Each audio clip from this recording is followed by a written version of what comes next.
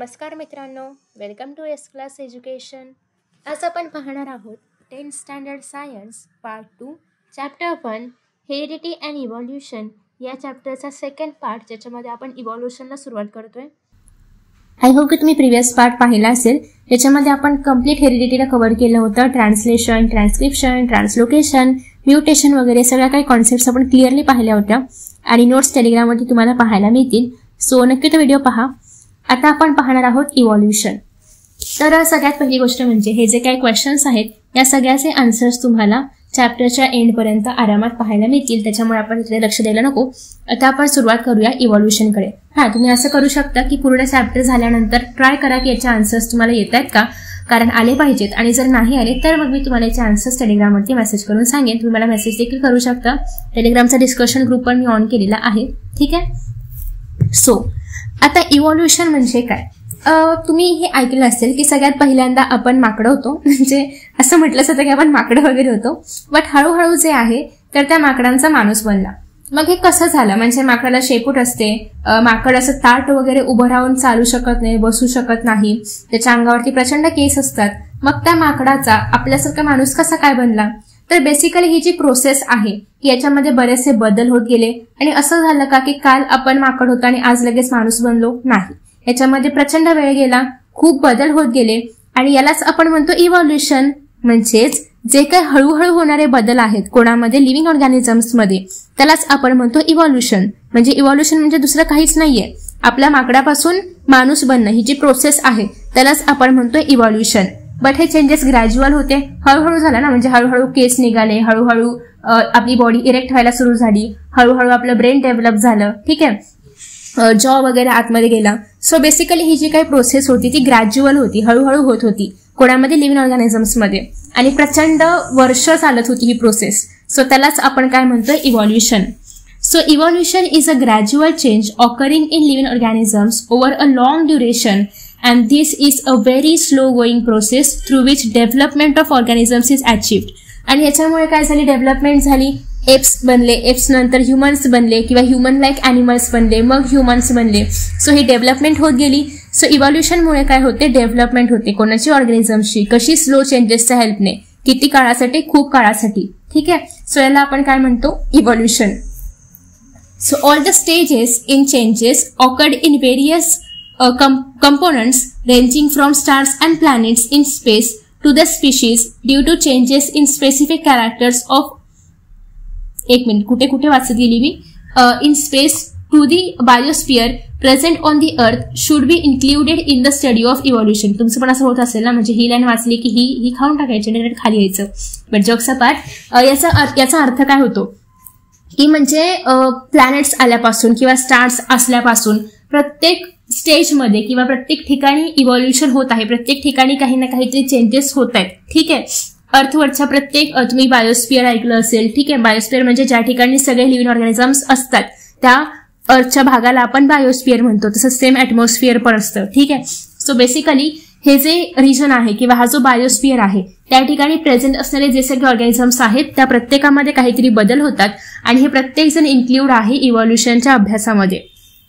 ठीक आहे. So formation of new species due to changes in specific characters of several generations of living organism as a response to natural selection is called as evolution. म्हणजेच काय, तर आधी एवढे सगळे species नव्हते, हळूहळू स्पीशीज बनत गेले. आता स्पीशीज बनतात पण का, तर हो बनतात. आता आपल्याकडे बघा रोज आहे. रोज किती कलरचा आहे, म्हणजे रोज व्हाईट आहे, रेड आहे. रोज सारखे दिसणारे पण बरीचशी फुलं आहेत पण ते रोज नाही आहेत. म्हणजे बेसिकली आधी ते रोज होते पण रोजमध्ये काहीतरी फरक झालं, काहीतरी जीन्समध्ये फरक झालं, काहीतरी म्युटेशन झालं. आपण प्रिव्हियस व्हिडिओमध्ये म्युटेशन बद्दल अभ्यास केलाय. काहीतरी म्युटेशन झालं आणि रोज सारखे नवीन फ्लावर्स आले. सो अशा पद्धतीने नवीन नवीन स्पीशीज बनत गेल्या. कशामुळे, म्युटेशनमुळे, जेनेटिक चेंजेसमुळे, रिप्रोडक्टिव्ह चेंजेसमुळे, जिओग्राफिकल चेंजेसमुळे. हे सगळे चेंजेस तुम्हाला स्पेसिएशन मध्ये पाहायचंय, जो की या चॅप्टरचा लास्ट पार्ट आहे. ठीक आहे. तर या सगळ्या चेंजेसमुळे नवीन नवीन स्पीशीज बनत गेले आणि यालाच आपण काय म्हणतोय, इव्हॉल्युशन म्हणतोय. ठीक आहे. सो बेसिकली आता इव्हॉल्युशन कसं झालं, म्हणजे आपण बेसिकली फक्त ह्युमन इव्हॉल्युशनवरती जास्त फोकस करणार आहोत. पण ह्युमन येण्याआधी पण एखादा काहीतरी इनिशियल ऑर्गॅनिझम असेल ना, तर तो कसा आला तिथून आता आपण सुरुवात करूया. तर सगळ्यात पहिल्यांदा 3.5 बिलियन इयर्स ॲगो म्हणजे एवढ्यापूर्वी काय होतं, एकदम simple elements like organic element असतात, इनऑर्गॅनिक एलिमेंट्स असतात. ऑर्गॅनिक म्हणजे काय, ज्याच्यामध्ये कार्बन प्रेझेंट आहे. इनऑर्गॅनिक म्हणजे काय, ज्याच्यामध्ये कार्बन ॲब्सेंट आहे. तर अशा प्रकारे सिम्पल एलिमेंट्स फक्त अस्तित्वात होते, ते पण कशामध्ये, ओशनमध्ये प्रेझेंट होते. ठीक आहे. मग त्याच्यानंतर हे एलिमेंट्स एकत्र येऊन यापासून प्रोटीन्स बनले, न्यूक्लिक ऍसिड बनलं, अमायनो ऍसिड बनलं, अजून इतर बरेचसे असे कॉम्प्लेक्स कंपाऊंड्स बनू लागले. ॲज यू ऑल नो की न्यूक्लिक ऍसिड म्हणजे काय आहे, डीएनए मध्ये प्रेझेंट असतं न्यूक्लिक ऍसिड. प्रोटीन्स पण डीएनएचे रिगार्डिंग आहे. म्हणजे असं करत करत हळूहळू डीएनए बनला. डीएनए बनल्यानंतर बाकीचे बऱ्याचशा जे पण सेल ऑर्गॅनल्स आहेत तर ते बनले. असं करत करत एक सिंगल सेल बनला. मग हा सिंगल सेल स्वतःला एन्व्हायरमेंटशी जुळवून घेऊ लागला. त्याचे डिव्हिजन व्हायला लागले. अजून मोठे मोठे ऑर्गॅनिझम्स बनले. आणि असं करत करत खूप सारे सेल्स एकत्र येऊन त्यापासून नवीन नवीन ऑर्गॅनिझम्स बनू लागले. ते सेल्स मोठे झाले, त्याच्यापासून मोठे ऑर्गॅनिझम्स बनले. तर असं करत करत ही जे एक लिव्हिंग वर्ल्डची जी आहे त्याची सुरुवात झाली. ठीक आहे. ॲज यू ऑल नो की आपल्या अर्थवरती प्रचंड डायव्हर्सिटी प्रेझेंट आहे. ठीक आहे. सो ही जी डायव्हर्सिटी आहे, मग याच्यामध्ये वेगवेगळ्या स्पीशीजचे ॲनिमल्स आहेत. इफ यू वॉन्ट तुम्ही असं रीड करू शकता. आणि तुम्हाला जर स्पेसिफिकली लाईन टू लाईन एक्सप्लेनेशनचे व्हिडिओज हवे असतील तर ते मी ऑलरेडी अपलोड केले आहेत, ते चेकआउट करा. वन शॉट पण अवेलेबल आहे आणि पार्ट्समध्ये पण अवेलेबल आहे. इथे शक्यतो मी फोकस करणार आहे नोट्स काढलेत त्याच्यावरती, कारण सगळे जे काही इम्पॉर्टंट पॉईंट्स आहेत किंवा इव्हन काही असे पॉईंट्स आहेत जे इम्पॉर्टंट जरी नसले तरी पण तुम्हाला माहिती असणं गरजेचं आहे, ते सगळे मी नोट्समध्ये मेन्शन केलेले आहेत. कारण मे बी मला असं वाटतं की सध्या जे स्टुडंट्स आहेत ते फक्त टेक्स्टबुक रीड करून बोर होतात, त्याच्यामुळे मी थोडंसं नवीन टेक्निक वापरते. आता आपण नेक्स्ट टॉपिक पाहतोय, तो म्हणजे डायव्हर्सिटी. ठीक आहे. डायव्हर्सिटी सगळ्यांना माहिती आहे की प्रचंड डायव्हर्सिटी आहे. सो सगळ्यात आधी आपण ॲनिमल्सबद्दल बघूया. ॲज यू ऑल नो की युनिसेल्युलर ऑर्गॅनिझम्स आहेत, लाईक अमिबा आहे, पॅरामेशियम आहे, त्यांच्यामध्ये सिंगलच सेल होतं. आणि जे काही खाणं पिणं आहे सगळं काही ते सिंगलच सेल करायचं. ओके. सो एका सेलमध्ये काय काय असतं, न्यूक्लियस असतं, मायटोकॉन्ड्रिया असतं, गॉल्ची कॉम्प्लेक्स असतं, रायबोझोम्स असतील. ठीक आहे. सो बेसिकली या सगळ्या गोष्टी इनफ आहेत त्या सेलला सर्व्हाइव्ह करण्यासाठी ॲज अन इंडिपेंडंट ऑर्गॅनिझम. तर त्याचप्रमाणे अमिबा, पॅरामेशियम यांसारखे ऑर्गॅनिझम्स इंडिव्हिज्युअली एक्झिस्ट करायचे as a single cell. Later on हे ऑर्गॅनिझम्स ग्रो झाले किंवा डेव्हलप झाले, म्हणूया आपण ग्रॅज्युअल चेंजेस झाले, इव्हॉल्युशन झालं. टू ह्युमन बिंग्समध्ये असेल, जायंट व्हेलमध्ये असेल, म्हणजे एक सिंगल सेलपासून आता मल्टी सेल्युलर किंवा ह्यूज ॲनिमल्स बनलेले आहेत. ठीक आहे. सो याला आपण म्हणणार आहोत डायव्हर्सिटी आणि इव्हॉल्युशन. सिमिलरली जर आपण प्लांटचं एक्झाम्पल घेतलं तर क्लोरेला, ज्याप्रमाणे युनिसेल्युलर अमिबा असतो त्याप्रमाणे युनिसेल्युलर प्लांट कोणता आहे, क्लोरेला. म्हणजे अतिशय लहान, इव्हन आपण नेकेड आयजने बघणं शक्यच नाहीये. एवढे लहान लहान प्लांट्सपासून किंवा एवढ्या लहान लहान ऑर्गॅनिझमपासून आता इतके मोठे बेनियन ट्री प्रमाणे मोठेच्या मोठे प्लांट्स किंवा ट्रीज बनत आहेत. सो हे पण एक प्रकारचं काय आहे, डायव्हर्सिटी आहे. ठीक आहे. नेक्स्ट आहे the life exist on the earth everywhere from equator to both the poles. आपण पाहतो की पोल्सवरती एवढी थंडी असून पण त्या ठिकाणी पेंग्विन्स त्या ठिकाणी सर्व्हाइव्ह करू शकतात. पोलार बिअर तिथे सर्व्हाइव्ह करू शकतात. इक्वेटरवरती तर आपल्याला खूप डायव्हर्सिटी पाहायलाच मिळते, पण इव्हन पोलार रिजनमध्ये पण डायव्हर्सिटी पाहायला मिळते. Organisms are present at all the places like air असेल, वॉटर असेल, लँड आहे, रॉक आहे, etcetera. Humans have shown curiosity about origin of life and reason for such a great diversity in the life present on the earth since ancient period. So as you all know humans curious असतात. सो त्याच्यामुळे त्यांना असा प्रश्न पडला की एवढी diversity कशी काय आहे ॲनिमल्समध्ये, प्लांट्समध्ये किंवा इन शॉर्ट लिव्हिंग ऑर्गॅनिझम्समध्ये एवढी डायव्हर्सिटी कशी काय आहे. आणि मग ते फाइंड आउट करण्यासाठी मग ओरिजिन कुठे झालं किंवा कसं इनिशियली कसे ॲनिमल्स अस्तित्वात आले असतील, कोणतं सेल आधी होतं, ते कसं बनलं असेल, या सगळ्याचा अभ्यास केला गेला इव्हॉल्युशनच्या अंतर्गत. ठीक आहे. अजून काय बरं आहे, different theories about origin and evolution of life have been proposed today, of which theory of gradual development of living organism is accepted. आणि मग याच्याशी रिगार्डिंग खूप साऱ्या थिअरीज दिल्या गेल्या की असं झालं असेल, तसं झालं असेल, आधी हा ऑर्गॅनिझम आला असेल, मग त्या असं खूप साऱ्या थिअरीज दिल्या गेल्या. आणि मग ॲट दी एंड ग्रॅज्युअल डेव्हलपमेंटची जी काही थिअरी आहे तर ती ॲक्सेप्ट केली गेली. ठीक आहे. कारण त्याच्यामध्ये सगळे पॉईंट्स क्लिअरली मेन्शन केले असतील किंवा ती थोडीशी पटणारी वगैरे असावी यासाठी. ठीक आहे. नेक्स्ट आहे आता आपण बघतोय थिअरी ऑफ इव्हॉल्युशन, की याच्यामध्ये नेमकं काय सांगितलंय. तर या पूर्ण पॅराग्राफचा हाच सार आहे किंवा एका लाईनमध्ये सांगायचं म्हटलं तर फर्स्ट लिव्हिंग मटेरियल जे काय आहे तर ते होतं प्रोटोप्लाझम, जे की ओशनमध्ये पाहायला मिळालं होतं. आता प्रोटोप्लाझम म्हणजे काय, आपलं जे न्यूक्लियस आहे, ठीक आहे, न्यूक्लियस आणि सायटोप्लाझम याला आपण मिळून काय म्हणतो, प्रोटोप्लाझम. म्हणजे इन शॉर्ट सेल, ठीक आहे, न्यूक्लियस आणि फक्त सेल, त्याच्या आतमधले कुठलेही ऑर्गॅनल्स नाही, न्यूक्लियस आणि फक्त सायटोप्लाझम याला आपण मिळून काय म्हणतो, प्रोटोप्लाझम. गॉल्जी कॉम्प्लेक्स, मायटोकॉन्ड्रिया आणि बाकी सगळे कुठलेही सेल ऑर्गॅनल्स नाही, फक्त एवढे 2च घटक जर असतील त्याला आपण म्हणतो प्रोटोप्लाझम. आणि हे पाहायला मिळालं होतं ओशियनमध्ये. आणि असं म्हटलं जातं as per the theory of evolution, जी की ॲक्सेप्ट केलेली आहे, त्याच्यानुसार तेच पहिलं लिव्हिंग ऑर्गॅनिझम होतं असं म्हटलं जातं आहे, ठीक आहे. मग ग्रॅज्युअली याच्यामध्ये चेंजेस झाले, मग युनिसेल्युलर ऑर्गॅनिझम्स बनले, मग त्याच्यामध्ये ऑर्गॅनल्स आले, मग ते अजून मोठे झाले, मग त्याच्यापासून मल्टीसेल्युलर ऑर्गॅनिझम्स बनत गेले, ठीक आहे. तर एवढ्या सगळ्या गोष्टी पुढे पुढे होत गेल्या. Progressive development of plants and animals from the ancestors having different structural and functional organization is called as evolution. म्हणजे काय, प्रोग्रेसिव्ह म्हणजे काय, नेहमी होत राहणारे डेव्हलपमेंट. कोणामध्ये, ॲन्सेस्टर्समध्ये डेव्हलपमेंट होते. ॲन्सेस्टर्समधले काही कॅरेक्टरिस्टिक्स, काही फंक्शन्स त्याच्यामध्ये फरक होऊन किंवा त्याच्यामध्ये बदल होऊन नवीन काही ऑर्गॅनिझम्स बनत आहेत, ठीक आहे. नवीन ऑर्गॅनिझम्स बनत आहेत, नवीन ॲनिमल्स बनत आहेत, नवीन प्लांट्स बनत आहेत ॲन्सेस्टरपासूनच. पण त्यांच्यामध्ये काही फंक्शन्समध्ये फरक पडून, काही स्ट्रक्चरमध्ये फरक पडून, कशामुळे, म्युटेशनमुळे किंवा अजून बऱ्याचशा गोष्टींमुळे, याला ही जी काही प्रोसेस आहे त्याला आपण म्हणतोय इव्हॉल्युशन, ठीक आहे. आता नेक्स्ट आहे एव्हिडन्सेस ऑफ इव्हॉल्युशन. म्हणजे काय, आता आपण हा शब्द व्हिडिओ चालू झाल्यापासून ऐकतो, इव्हॉल्युशन झालंय, पण मुद्दा हा आहे की कसं कळलं इव्हॉल्युशन झालंय, म्हणजे काय पुरावा आहे, कसं काय तुम्ही म्हणू शकता की इव्हॉल्युशन झालंय, काहीतरी पुरावा पाहिजे ना, की हा बाबा ह्याला आपण म्हणतो की हा इथे इव्हॉल्युशन झालंय, ठीक आहे. सो तो जो पुरावा आहे त्याला आपण म्हणतोय एव्हिडन्सेस ऑफ इव्हॉल्युशन.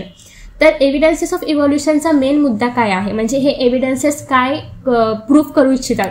तर त्यांचं असं म्हणणं आहे की सगळे जे काही ऑर्गॅनिझम्स आपल्याला अर्थवरती पाहायला मिळतात त्या सगळ्यांचा एकच कॉमन ॲन्सेस्टर होता. ॲन्सेस्टर म्हणजे पूर्वज, म्हणजे एकच कुठला तरी इनिशियल ऑर्गॅनिझम होता आणि त्याच्यापासूनच स्पेशिएशन होऊन, त्याच्यापासूनच इव्हॉल्व्ह होऊन नवीन ऑर्गॅनिझम्स बनले, ठीक आहे.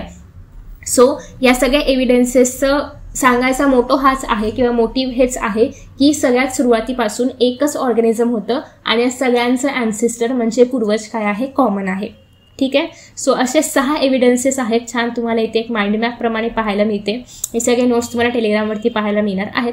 आय गेस की असं वाचणं थोडं इझी आहे आणि लक्षात ठेवायला पण इझी आहे. बट लेट्स सी की तुम्हाला याचा नेमका किती उपयोग होतोय. सो आता एव्हिडन्सेसमध्ये पहिलं एव्हिडन्स आहे ते म्हणजे मॉर्फोलॉजिकल एव्हिडन्सेस. आता मॉर्फोलॉजिकल एव्हिडन्सेस म्हणजे काय, तर बेसिकली मॉर्फोलॉजी या शब्दाचा अर्थ होतो बाहेरून दिसणारे कॅरेक्टर्स. फॉर एक्झाम्पल तुम्ही एखाद्या स्वतःला पहा, ठीक आहे, कोणाला तरी पाहण्यापेक्षा आपण स्वतःला पाहूया. त्या स्वतःला जेव्हा आपण पाहतो तेव्हा आपल्या नाकाचं स्ट्रक्चर, काहींचं नाक अतिशय पॉइंटेड असतं, काहींचं नाक थोडंसं पसरट असतं. दातांचं स्ट्रक्चर, काहींचं दात पुढे असतात, मागे असतात, एकदम स्ट्रेट असतात, एकदम परफेक्ट असतात. डोळ्यांचं स्ट्रक्चर, काहींचे डोळे मोठे आहेत, लहान आहेत, बारीक आहेत. अजून कानाचं स्ट्रक्चर, कान मोठे असतात, लहान असतात. केसांचं स्ट्रक्चर, केस लांब सडक असतात, लहान असतात.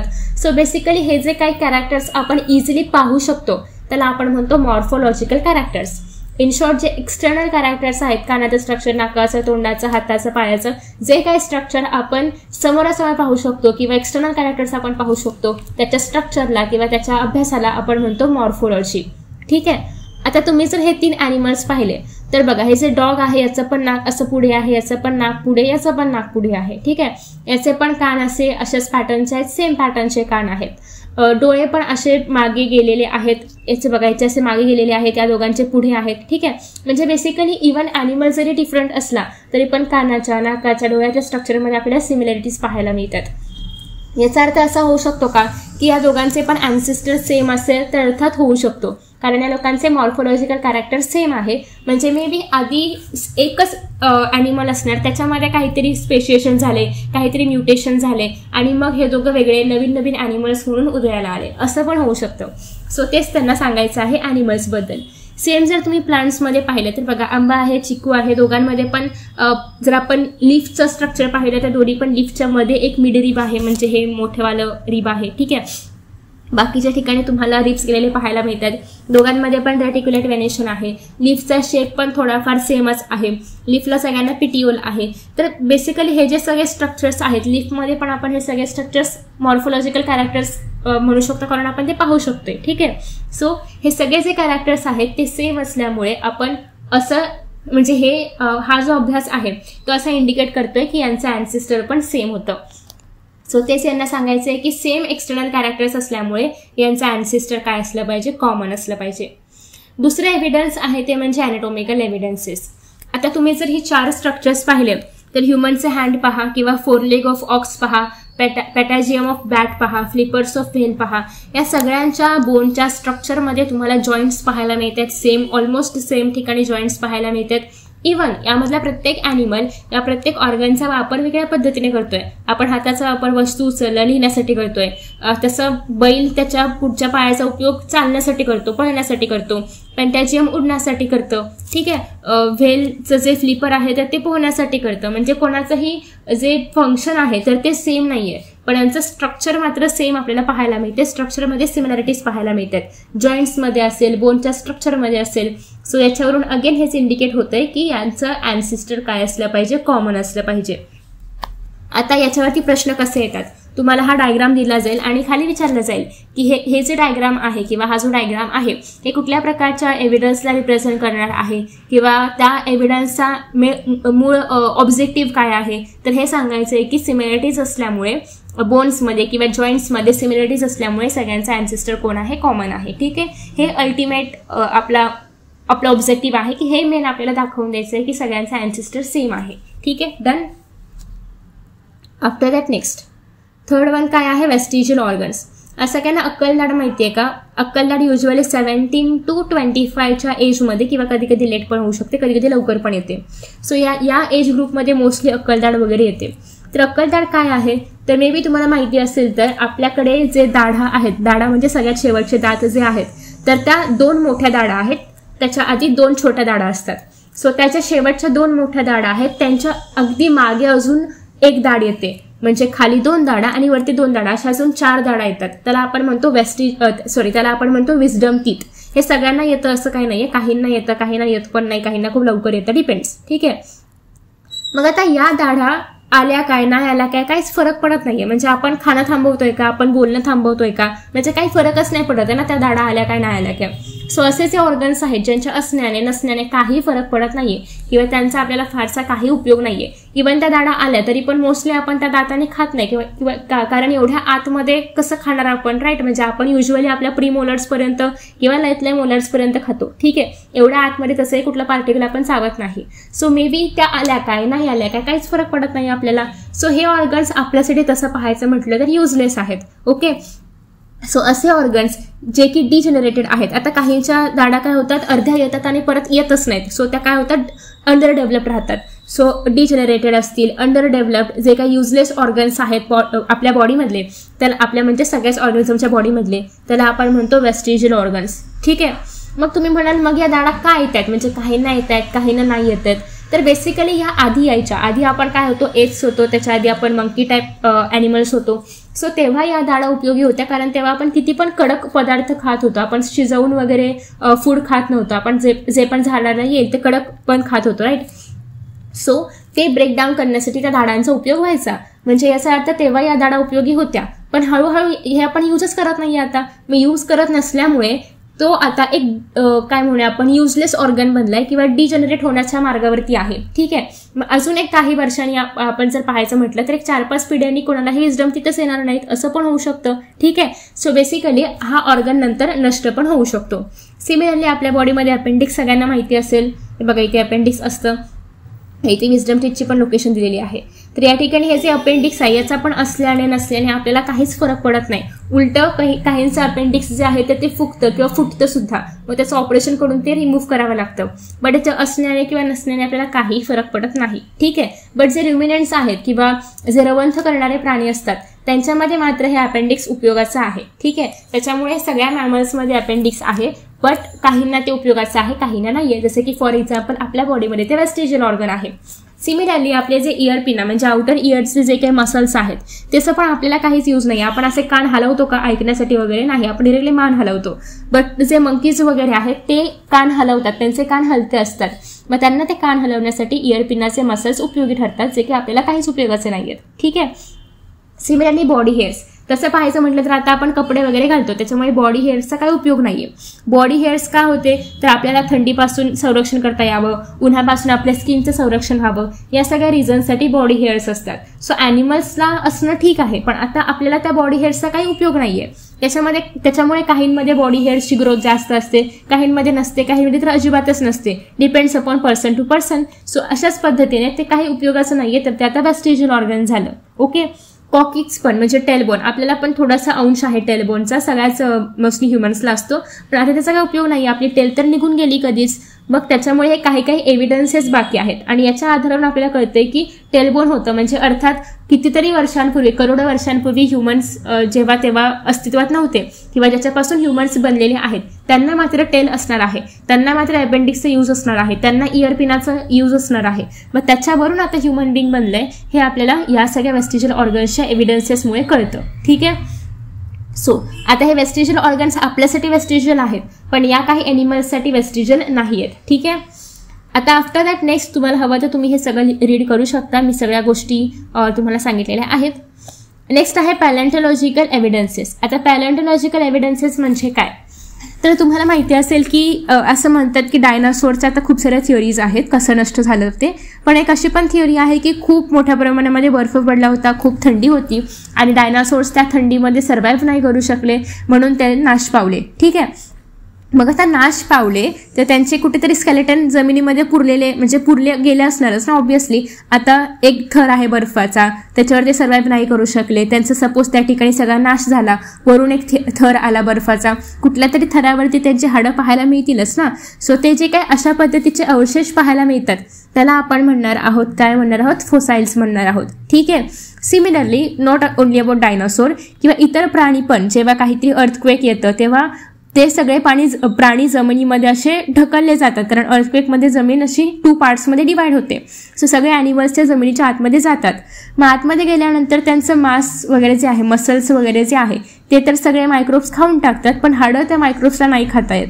त्याच्यामुळे हाडांचा सापळा अजूनही पाहायला मिळतो. डायनासोर्सचा असेल किंवा जे काही त्या काळामधले ऑर्गॅनिझम्स ते आत्ता नाही आहेत किंवा आत्ता ते एक्झिस्टच नाही आहेत, अशा ऑर्गॅनिझम्सचा पण आपल्याला अवशेष पाहायला मिळतात. ठीक आहे. सो याला आपण काय म्हणतो फोसाइल्स, आणि या फोसाइल्सचा अभ्यास करणं याला आपण काय म्हणतो पॅलेंटोलॉजी. ठीक आहे. सो तेच या ठिकाणी सांगितलंय आणि हा खूप महत्त्वाचा मुद्दा आहे इव्हॉल्युशनमधला, कारण त्याच्या ते सापळे सापडल्यामुळेच आपल्याला कळलं की अशा प्रकारचे डायनोसॉर्स होते किंवा आय थिंक एलिफंटचे पण काही वेगळ्या प्रकारचे सापळे सापडलेले आहेत, त्यांच्या खूप मोठ्या सुळ्या असतात. सो असे पण काही एलिफंट्स होते, असे पण काही वेगळ्या प्रकारचे ऑर्गॅनिझम्स होते, हे आपल्याला त्यांच्या त्या स्ट्रक्चर्समुळे कळतं जे की ॲज अ फोसाईल जमिनीमध्ये बरीड वगैरे झालेले आहेत. ठीक आहे. बरं, आता असं पण म्हणतात की 7 करोड इयर्स ॲगो डायनोसॉर्स होते. आता हा काळ कसा कळेल ना आपल्याला, आता 7 करोड वर्षापूर्वी असलेला माणूस आत्ता तर जिवंत नसणार आहे किंवा तेव्हा माणूस होता की नाही हाच मोठा क्वेश्चन आहे. सो बेसिकली हे कसं कळलं आपल्याला की 7 करोड इयर्सच्या आधीपासून डायनोसॉर होते, तर हे कळलं आपल्याला कार्बन डेटिंगच्या हेल्पने. मग कार्बन डेटिंगमध्ये काय केलं जातं तर तुम्हाला हे माहिती आहे आपली बॉडी कार्बन डायऑक्साईडला बाहेर सोडते आणि ऑक्सिजन आतमध्ये घेते. ठीक आहे. सो हे जे कार्बन कन्झ्युम्शन आहे ॲनिमल्समध्ये आणि प्लांट्समध्ये आफ्टर डेथ हे चालू राहील का, अर्थात स्टॉप होणार. आफ्टर डेथ आपण श्वासवीस काय घेतोय का, नाही घेतोय. सो हे स्टॉप होणार. ठीक आहे. सो मग तेव्हापासूनच आपल्या बॉडीमध्ये आपण कार्बन आता सोडत नाही, ऑक्सिजन पण घेत नाहीये, कार्बन पण सोडत नाही आफ्टर डेथ. म्हणजे काय कार्बन बॉडीमध्ये प्रेझेंट आहे ते कुठं जाणार तर त्याचं डिके व्हायला सुरुवात होते, नाश पावायला सुरुवात होते. मग हे होत असताना आपल्या बॉडीमध्ये कार्बनचे तुम्हाला सगळ्यांना आयसोटोप्स माहिती असतील, C14 आणि C12 हे 2 प्रकारचे आयसोटोप्स असतात. त्यामधला C14 हा रेडिओ ॲक्टिव्ह आहे तर C12 हा नॉन रेडिओ ॲक्टिव्ह आहे. मग आपल्या बॉडीमधून किती कार्बन कन्झम्पशन जे आहे तर ते स्टॉप झाल्यानंतर किती कार्बन आपल्या बॉडीमध्ये शिल्लक आहे C14चा आणि C12चा यांचा रेशो काढला जातो. C14 काढणं इझी आहे कारण तो रेडिओ ॲक्टिव्ह आहे, C12 काढणं थोडंफार अवघड असतं, पण या दोघांचा रेशो फाइंड आउट केला जातो आणि या रेशोच्या आधारे कळू शकतं की किती एज असेल त्या फोसाईलचं किंवा कधीपासून हा फोसाईल इथे बरीड आहे. म्हणजे अगदी तारीख, वार आणि वेळ असं नाही कळणार, पण किती वर्षांपासूनचा आहे एवढं मात्र किंवा किती महिन्यांपासूनचा आहे एवढं मात्र कळू शकतं. ठीक आहे. सो याला आपण म्हणतो कार्बन डेटिंग मेथड. अँथ्रोपोलॉजीमध्ये किंवा पॅलेंटोलॉजीमध्ये याचा खूप जास्त उपयोग केला जातो त्या फोसाईलचं एज वगैरे फाइंड आउट करण्यासाठी. Once the age of fossil been determined by such technique, it becomes easy to deduce the information about other erstwhile organisms. It seems that vertebrates have been slowly originated from invertebrates. आणि मग एकदा का काही organisms आपल्याला हे कळलं carbon डेटिंगच्या आधारे की हे कधी होते वगैरे, की त्याच्या आसपास जे काही अवशेष अजून मिळतील, मे बी हे पण त्याच कालावधीच्या रेंजमध्ये असतील असं आपण एक गेस लावू शकतो. ठीक आहे. सो यासाठी पण त्याचा उपयोग होतो. त्याच्यानंतर असं पण त्यांचं म्हणणं आहे की जे काही इनवर्टिब्रेट्स होते, इनवर्टिब्रेट्स म्हणजे काय, ज्यांना पाठीचा कणा नाही आहे, फॉर एक्झाम्पल असे ऑर्गॅनिझम्स, ठीक आहे, की ज्यांना अजिबात पाठीचा कणा नसतो. सो हे जे काही ऑर्गॅनिझम्स आहेत तर हे इनवर्टिब्रेट्सपासूनच वर्टिब्रेट्स आलेले आहेत. म्हणजे लाईक आपल्याला कसं स्पायनल कॉर्ड आहे, सेम सगळ्या मॅमल्सचा स्पायनल कॉर्ड असतं, किंवा आपण असं म्हणूया की सगळ्या ॲम्फिबियन्सला वगैरे स्पायनल कॉर्ड असतं. तर बेसिकली ते जे काही ऑर्गॅनिझम्स आलेले आहेत वर्टिब्रेट्सवाले, हे सगळेच्या सगळे इनवर्टिब्रेट्सपासूनच इव्हॉल्व झालेले आहेत. हे पण त्यांना कळलं with the help of carbon dating method. कारण अर्थात नवीन जे आलेले आहेत त्यांचं कार्बन डेटिंग कमी असणार, म्हणजे एज कमी असणार दॅन आधीचे ऑर्गॅनिझम्स, त्या लोकांनी कंपॅरेटिव्हली अभ्यास केला असणार. आफ्टर दॅट नेक्स्ट आहे ते म्हणजे कनेक्टिंग लिंक. आता नावातच कनेक्टिंग आहे, याचा अर्थ म्हणजे काय, हे दोन पॉईंट्सला कनेक्ट करण्याचं काम करतं आहे. म्हणजेच काय, तर basically some plants and animals show some morphological characters by which they can be related to different groups. Like दोन वेगवेगळे ऑर्गॅनिझम्स आहेत, ठीक आहे, दोघांना अजिबात काही म्हणजे आपण असं बघून सांगू शकत नाही की हे दोघं सेम आहेत. दोन्ही एकदम वेगळे ऑर्गॅनिझम्स आहेत. सोबतच दोन्ही वेगळ्या ग्रुप्सला पण बिलॉंग करतात, दोन्ही वेगळ्या फायलमला बिलॉंग करतात. ठीक आहे, असे दोन वेगळे ऑर्गॅनिझम्स आहेत, पण तरीही त्यांच्यामधले काही सेम कॅरेक्टर्स आपल्याला एका तिसऱ्याच ऑर्गॅनिझममध्ये पाहायला मिळतात. म्हणजे काय बघा, एक माझ्याकडे ए ऑर्गॅनिझम आहे, एक माझ्याकडे सी ऑर्गॅनिझम आहे. याच्यामधले काही 30% कॅरेक्टर्स आणि याच्यामधले पण 30% कॅरेक्टर्स मिळून मला एक नवीन ऑर्गॅनिझम मिळाला ज्याच्यामध्ये दोघांमधले पण काही कॅरेक्टर्स आहेत. सो याचा अर्थ असा होऊ शकतो की याच्यानंतर हा कॅरेक्टर आला असावा आणि याच्यानंतर हा कॅरेक्टर असावा, कारण याच्यामध्ये ॲनिमल असावा, कारण याच्यामध्ये दोघांमधले पण कॅरेक्टरिस्टिक्स आहेत. म्हणजे नक्कीच हा मधला ॲनिमल असणार आहे दोघांच्या. सो हे आपल्याला कळू शकतं. आता या ठिकाणी बी काय झाला, मग कनेक्टिंग लिंक झाला. सिमिलरली जर आपण एक्झाम्पल घेतलं पेरिपॅटसचं, तर पेरिपॅटसची बॉडी आपल्याला सेगमेंटेड पाहायला मिळते, थिन क्युटिकल पण पाहायला मिळते आणि पॅरापोडिया लाईक ऑर्गन्स पण पाहायला मिळतात, जे की कोणाचे कॅरेक्टर्स आहेत याच्यामधलं सेगमेंटेड बॉडी वगैरे ॲनालिड्सचं कॅरेक्टर आहे. थिन क्युटिकल ॲनालिड्सचं कॅरेक्टर आहे, पॅरापोडिया लाईक ऑर्गन्स पण ॲनालिड्सचे कॅरेक्टरिस्टिक आहे. मग तुम्हाला वाटेल की मग हे ॲनालिड झालं, पण नाही. याच्यामध्ये ट्रॅकियल रेस्पिरेशन पाहायला मिळतं, ओपन सर्क्युलेटरी सिस्टीम पाहायला मिळतं, जे की कोणाचे कॅरेक्टरिस्टिक्स आहेत, ऑर्थ्रोपोडचे. म्हणजे पेरिपॅटस हे असं एक ऑर्गॅनिझम आहे की ज्याच्यामध्ये ॲनालिड्समधले पण कॅरेक्टर्स आहेत आणि ऑर्थ्रोपोडमधले पण कॅरेक्टरिस्टिक्स आहेत. मग आपण याला कुठल्या ग्रुपमध्ये ठेवायचं असा एक क्वेश्चन निर्माण होऊ शकतो. तर अशा लोकांना किंवा अशा ऑर्गॅनिझम्सला कुठल्याही ग्रुपमध्ये मर्ज केलं जात नाही. अशा ऑर्गॅनिझम्सला ॲज अ कनेक्टिंग लिंक मानलं जातं. जसं की फॉर एक्झाम्पल या ठिकाणी पेरिपॅटस कनेक्टिंग लिंक आहे ॲनालिड्स आणि ऑर्थ्रोपोड्समधलं. सिमिलरली डकबिल प्लॅटपस हे पण कनेक्टिंग लिंक आहे, कोणामधलं, रेप्टाइल्समधलं आणि मॅमल्समधलं.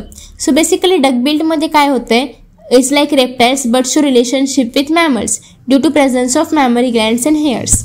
सो डकबिल्डचे मोस्ट ऑफ द कॅरेक्टर्स रेप्टाईलसोबत मॅच होत आहेत, पण याच्यामध्ये मॅमरी ग्लँड्स पण प्रेझेंट आहेत. आणि आपण काय शिकलो आहे की ज्या ऑर्गॅनिझम्समध्ये मॅमरी ग्लँड्स असतात ते सगळ्याच्या सगळे मॅमल्स असतात. मग आता याच्यामध्ये मॅमरी ग्लँड्स पण प्रेझेंट आहे, याच्यामध्ये हेअर्स प्रेझेंट आहे. सो याचा अर्थ हे मॅमल्सचे पण कॅरेक्टर दाखवतं आहे आणि रेप्टाईल्सचं पण दाखवतं आहे. म्हणजे हे काय झालं, कनेक्टिंग लिंक झालं दोघांमधलं. सिमिलरली नेक्स्ट आहे लंगफिश. लंगफिश रेस्पिरेशन करतं by using lungs. Even fish असून सुद्धा, कारण फिश गिल्सने रेस्पायर करतात पण हे मात्र लंग्सने रेस्पायर करतं. मग ह्याच्यावरून असं कळू शकतं की हे काय आहे, that mammals are evolved from reptiles and amphibians from fish. So याच्यावरून आपल्याला असं इन्फॉर्मेशन मिळते की रेप्टाइल्सपासून मॅमल्स बनले आहेत आणि फिशेसपासून ॲम्फिबियन्स बनलेले आहेत, असं आपण एक कन्क्ल्युजन इथून फाइंड आउट करू शकतो. ठीक आहे. आता आपला लास्ट एव्हिडन्स आहे ते म्हणजे एम्ब्रिओलॉजिकल एव्हिडन्स. आता नावातच एम्ब्रिओलॉजी आहे, म्हणजे अर्थात एम्ब्रिओजचा अभ्यास करणं. आता एम्ब्रिओ म्हणजे काय बरं असतं, तर मदर आणि फादर या दोघांचे जे जीन्स आहेत तर ते एकत्र आल्यानंतर एक झायगोट बनतं, म्हणजे एक सिंगल सेल बनतं. ते सेल जेव्हा मोठं होईल तेव्हा त्याचा एम्ब्रिओ बनतं. ठीक आहे. आता हे जे एम्ब्रियो आहे तर ते मदरच्या युटेरसमध्ये प्रेझेंट असतं. आता हे जे एम्ब्रियो आहे याच्यामध्ये काय होते, बेबीची ग्रोथ होते. लाईक त्याला हातपाय फुटणार, त्याला डोळे दिसणार, नाक वगैरे येणार, तोंड, हार्ट, बाकीचे इतर ऑर्गन्स हे सगळं काही हळूहळू डेव्हलप होऊ लागतं. तर मग यांनी असे साधारणतः 3 स्टेजेस केलेले आहेत, फर्स्ट, सेकंड आणि थर्ड. सो तुम्ही जर पाहिलं तर सगळे जे काही तुम्हाला या ठिकाणी फर्स्ट स्टेजमध्ये पाहायला मिळतात सगळ्यांचं ऑलमोस्ट स्ट्रक्चर सेम आहे. म्हणजे याचा अर्थ काय की या लोकांचा ॲन्सेस्टर काय असणार आहे, कॉमन असणार आहे. ठीक आहे. सिमिलरली जसं आपण पुढे पुढे नेक्स्ट स्टेजेसवरती जाऊ तसं ही जी सिमिलॅरिटी आहे तर ती काय होते, ग्रॅज्युअली कमी होते. पण आधीच्या स्टेजमध्ये पूर्ण सिमिलॅरिटी असल्यामुळे आपण असं म्हणू शकतो की या सगळ्याचा ॲन्सेस्टर काय आहे, कॉमन आहे. ठीक आहे. सो हे होतं एम्ब्रिओलॉजिकल एव्हिडन्सेसबद्दल. आय होप तुम्हाला सगळे एव्हिडन्सेस कळले असतील. याच्यामध्ये काही डाऊट असेल तर प्लीज खाली कमेंट बॉक्सद्वारे मला सांगा, जेणेकरून मी ते डाऊट्स जे आहेत तर ते क्लिअर करेन. आता आफ्टर दॅट नेक्स्ट आपण पाहणार आहोत Darwin theory of natural selection आणि लेमार्किझम. अजून एक छोटासा टॉपिक आहे, एकदम लहान व्हिडिओ बनेल, एक साधारणतः 10-15 मिनिटांचा, जो आपण नेक्स्ट व्हिडिओमध्ये पाहणार आहोत. आय होप तुम्हाला व्हिडिओ आवडला असेल. Thank you so much for watching this video and see you in the next video. आधीचा व्हिडिओ आणि नंतरचा व्हिडिओ या दोघांचे लिंक्स तुम्हाला खाली कमेंट बॉक्समध्ये प्लेलिस्टमध्ये पाहायला मिळतील. Thank you so much.